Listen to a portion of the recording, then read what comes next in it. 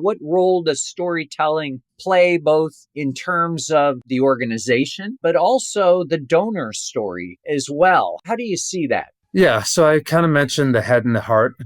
Different messages are going to resonate for different audiences, but there has to be enough of both to kind of meet a broad audience. And most donors, some of them will want to walk out, so you can go deep into the policy, but you have to be able to communicate what the issues are and how that impacts me. Fundamentally, policy has to be personal.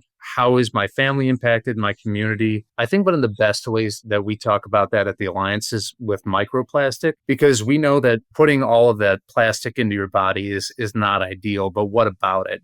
We need to talk about the visuals behind that. For example, like if we can say that the average person in the United States consumes the equivalent amount of a credit card of plastic per week, that's something that you can very picture. Or me being able to say in Lake Erie, we have a higher percentage of microplastics or plastic just in the water, period, than the Great Pacific Garbage Patch that gets people's attention. So it's being able to do that visual where you can wrap your head around it, but it's also being able to talk about it on the microscopic level. So we had a partnership with Rush University Health System. We're talking about it from the environmental lens, but they were talking about it from what happens if you have a hip replacement, for example, and that hip replacement starts breaking down, what happens to that plastic inside of the body? And we could show the cell membranes and how the cellular level actually changes when that microplastic is inserted, and it's all this chronic inflammation. That's a really powerful thing, being able to show people, because the picture is worth 1,000 words, but we can talk to not only what the problem is, but be a part of the solutions. We can say that, okay, we've produced a report. We have picked up 10 million pieces of litter. We know that 86% of it is plastic.